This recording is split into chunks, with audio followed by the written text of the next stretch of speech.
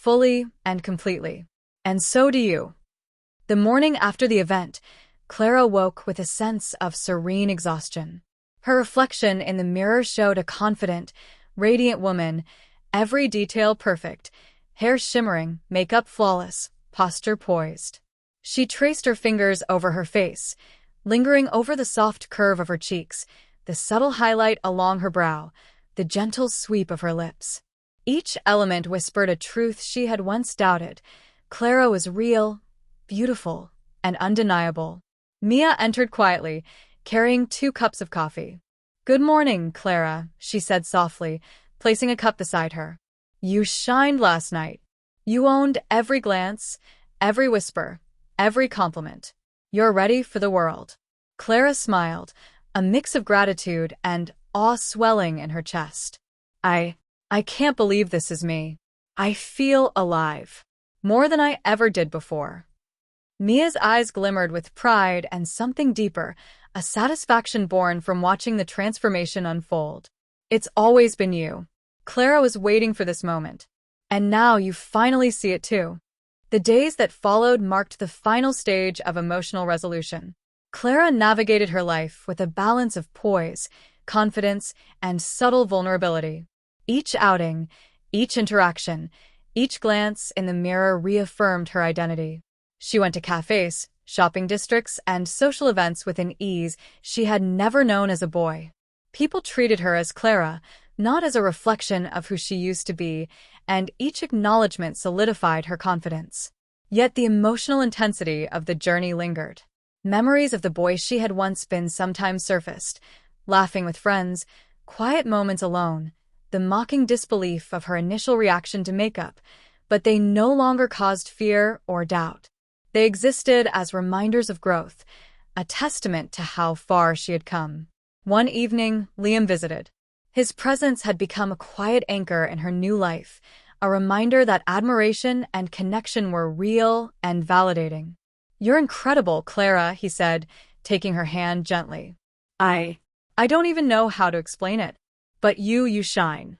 You're beautiful, confident, amazing." Clara's heart swelled, a combination of pride, nervousness, and exhilaration. "Thank you," she whispered. I couldn't have gotten here without everything that happened, without Mia, without the journey. I'm still discovering myself every day." That night, alone in her room, Clara gazed into the mirror, tracing the contours of her face and body. The identity crisis, the initial fear, the embarrassment, and the thrill of transformation had all culminated here. She was fully herself, fully Clara, beautiful, empowered, and visible to the world. Her reflection whispered back truths she had once resisted. Beauty was not superficial, identity was not fixed, and transformation was not shameful. The boy she had been was gone, but he had led her to this moment of clarity and empowerment. "I laughed at makeup," she whispered, smiling softly, "and now I can't leave without it, and I wouldn't want to." The room smelled faintly of old books and cheap cologne. I slouched at my desk, scrolling through my phone, trying to ignore the growing tension in my chest. Mia's text from earlier that day kept flashing in my mind. "Meet me at my place. I have a surprise for you." I should have expected something. Mia always had a flair for drama, a way of turning ordinary moments into unforgettable chaos. But nothing prepared me for the sight of her waiting at the door, a mischievous smile playing on her lips. "Come in," she said, gesturing me inside. The room was dim, lit softly by a single lamp. On the couch lay an assortment of dresses, shoes, and makeup. My stomach twisted. What is all this?" I asked, trying to sound casual, though my voice trembled. Mia's grin widened. "It's a challenge. A dare. You're going to experience something new." I froze. My heart pounded. "New how?" "You'll see," she said, walking over with a silk dress in hand. "I want you to wear this. Just for a few hours. Trust me, you'll never forget it." The thought made my cheeks burn. Me? Wearing a dress? Makeup? Being someone else entirely? My brain screamed in protest, but there was also a whisper of curiosity, a dangerous thrill that I tried to ignore. Mia crouched slightly, holding the dress up against me. Look at yourself in the mirror. Really look. I promise you'll see something different. Something beautiful. I swallowed hard, my mind racing. Part of me wanted to laugh, to reject the idea outright. Part of me wanted to see. She guided me to the mirror, her hands firm yet gentle on my shoulders. Just try, she whispered. No one's watching. Not yet. I hesitated, then slowly slid the dress over my head. The fabric felt foreign, soft, and thrilling. My reflection stared back at me, and for the first time, I saw not the shy, awkward boy, but a flicker of something else, something lighter, more delicate. Not bad, Mia murmured, her eyes sparkling. You're going to be amazing. Next came the makeup. I had laughed at it before, mocked it with friends, called it silly, unnecessary.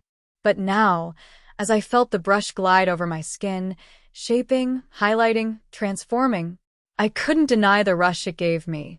Every stroke erased a bit of the boy I was, replacing it with someone more elegant, more visible, more beautiful. By the time Mia guided me into heels, adjusting my posture and stance, I realized something terrifying and exhilarating. I was becoming someone else. Someone daring, confident, and undeniably feminine. The night was young, but already my identity felt split. In the mirror, I saw Clara, soft, radiant, alive. But deep inside, I felt the boy struggling, whispering doubts, fearing judgment, and yet, yearning for more. Tonight is just the beginning, Mia said, watching me intently. And I promise, by the end, you'll never want to go back. I swallowed, a mix of fear and excitement knotting my stomach. This was no longer a joke, no longer a dare. This was the start of something I couldn't undo. The morning light filtered through the curtains, brushing softly against the piles of dresses and makeup that now felt both thrilling and intimidating. Clara, my new persona, stood in the center of the room, heels slightly wobbling under my weight. Mia was already there, eyes sharp but warm, as she prepared a palette of blushes, lipsticks, and eyeshadows. Today, she said, we make Clara more than just a reflection. We make her real. I swallowed, heart pounding. The thought of leaving the house, of people seeing me like this, made my stomach twist. But beneath the fear was something else, a spark of curiosity, a dangerous thrill that I couldn't ignore. Mia began with the basics, contouring my face, highlighting my cheekbones, shaping my eyebrows. Each stroke of the brush felt like a sculptor refining a statue, careful, deliberate, transformative. You're surprisingly good at this, she whispered, a teasing glint in her eyes. See how your face changes? See how people will see you differently. I avoided the mirror at first, focusing on the brush in my hand, the feel of the powders and creams on my skin. But eventually, I couldn't resist. I turned, and for the first time, fully faced Clara. Her eyes, my eyes, looked back at me, wide, curious, slightly nervous. Her lips were softer, her cheeks glowing, her posture subtly more elegant. I gasped. Is that really me? Mia smiled. It's who you can be, but only if you let her out. Next came the outfit. A pastel dress, soft and flowing, with delicate lace along the hem.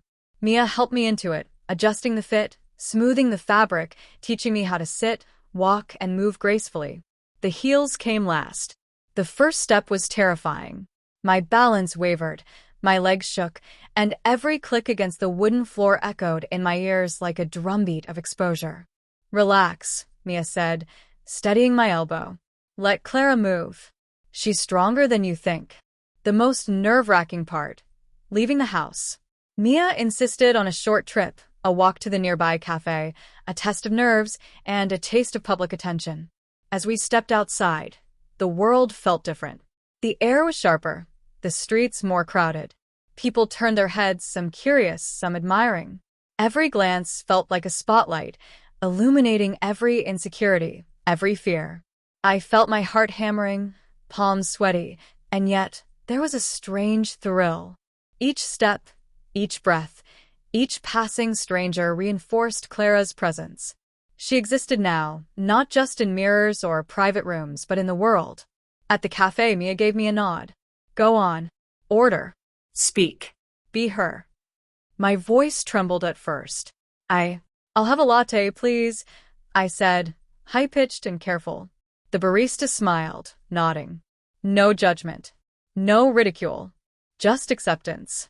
A warm flush of pride and embarrassment mingled in my chest. Clara was real. I was real. And the world seemed okay with it. The next morning, Clara felt both excitement and dread. My reflection in the mirror confirmed it.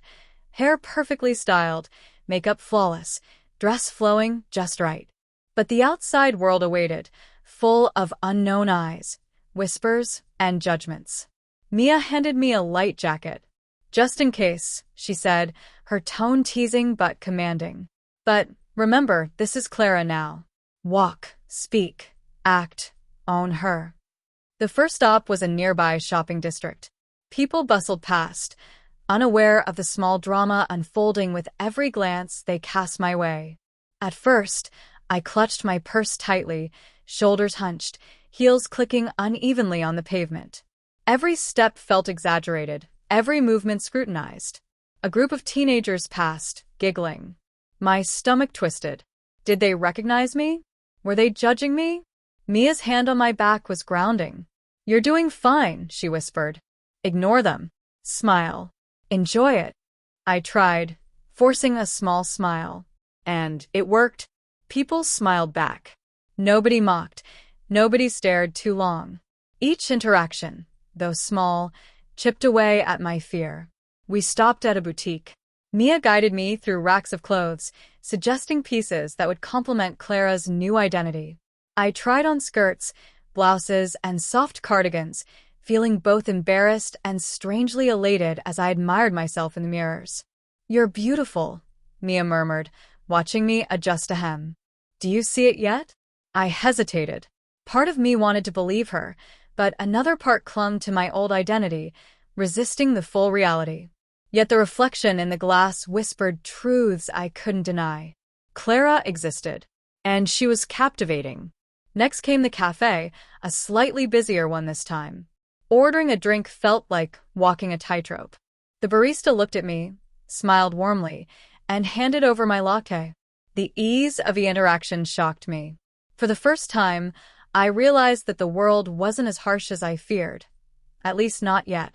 A man glanced at me from a nearby table, and I caught his eyes lingering a second too long. My pulse spiked. Embarrassment flared. Yet there was a strange thrill in the attention, a dangerous pleasure I hadn't expected to feel. Mia nudged me gently. See? People notice you. They admire you. And you're learning to love it. Walking back, I stumbled slightly in my heels. Mia caught me effortlessly, pressing a soft kiss to my temple.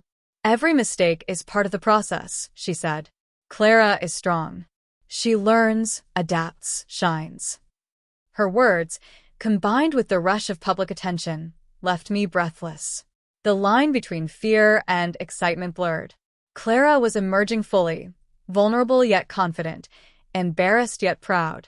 The sun had barely risen when Mia woke me, gently shaking my shoulder. Today, we'll refine everything, she said, a mixture of warmth and strictness in her tone. Clara isn't just about how you look. She's in how you move, how you speak, how you inhabit the world. I groaned softly, half dreading, half excited.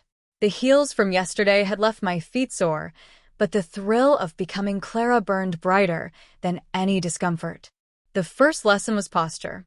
Mia guided me to the mirror, hands on my shoulders. Lift. Straighten. Every inch of your body must tell the world who Clara is. I tried, stiffly at first. Every movement reminded me of my old self, the hunched shoulders, the hesitant gait.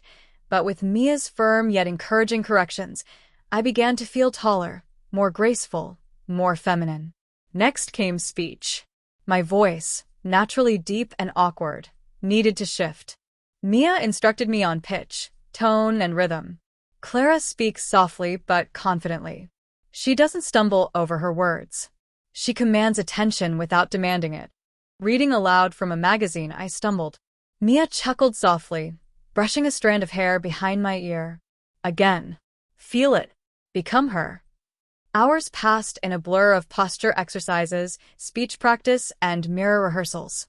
With each repetition, I felt a piece of the boy fading, replaced by Clara's elegance. Fear mingled with excitement. Resistance intertwined with curiosity. Lunch came with a twist. Mia insisted I order and pay for the food entirely as Clara. I hesitated at the counter, cheeks burning, but I managed to speak clearly, smile politely, and navigate the interaction without incident. The cashier's friendly tone and the small nod of approval from a passerby sparked a surprising thrill. Each moment in public reaffirmed Clara's reality. The afternoon brought more challenges: walks through crowded streets, minor social interactions with strangers, and a brief stop at a boutique where Mia guided me through trying on clothes in the changing room.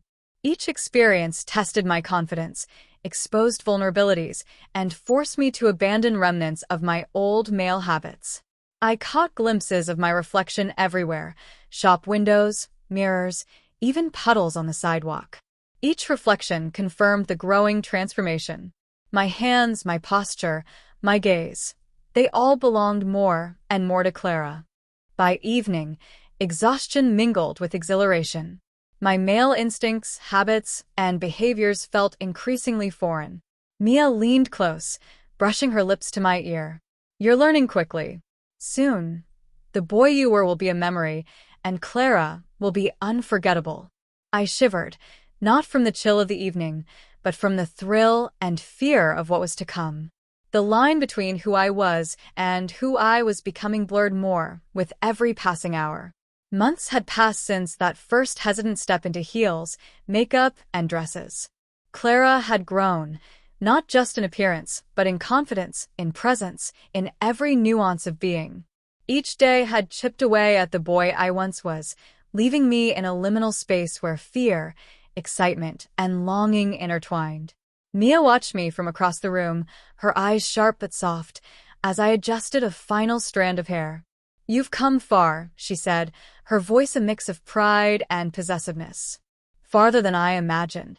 I swallowed, feeling a rush of conflicting emotions. Pride, shame, exhilaration, and nostalgia collided in my chest. Was I still me? Or was I entirely Clara now? The evening had brought one final challenge: a gathering of friends, acquaintances, and strangers, all eyes on me, all judgment suspended on a knife's edge. I stepped into the room, heels clicking confidently, dress flowing perfectly, makeup flawless. Whispers followed me, eyes lingered, and for the first time I felt no shame, only a strange, liberating exhilaration. A familiar voice called out, hesitatingly. A boy I had known before, someone who had teased me for years, now stared in awe. "Wow, you're beautiful." The word struck me like a lightning bolt. Beautiful. Not boy. Not awkward. Not shy. But beautiful. The affirmation settled deep in my chest, filling me with warmth, pride, and a bittersweet longing. Later, alone with Mia, the truth emerged. "You've changed," she whispered, stepping closer. "Not just in looks. In heart. In mind. I never wanted you to just wear a dress. I wanted you to be her. To see what you could become. And you've surpassed even my expectations." I trembled, unsure whether to thank her or flee. The boy inside me had almost vanished, replaced by someone delicate, radiant, and undeniably feminine. Clara's reflection in the mirror seemed alive, her eyes curious, confident, radiant. Tears blurred my vision as I approached the mirror. For the first time, I fully faced Clara. The girl staring back was not a mask. She was me, or at least she could be. The past, the boy I had been, lingered faintly in memory, but it no longer controlled me. Every hesitation, every embarrassment, every fear had forged her into existence. I whispered softly, "Clara, I think I can live as you now." Mia smiled, gently brushing my cheek. "Then live. Shine. And never doubt the power you hold." The mirror no longer reflected conflict. It reflected identity, acceptance. A new life forged from fear, curiosity, and transformation. I had started the journey laughing at makeup, fearing exposure, and doubting myself. Now, I embrace the elegance, beauty, and strength I never imagined I could possess. Whether the past self would ever return, or remain a ghost in memory, I did not know. But Clara, she was real, she was radiant, and she was mine.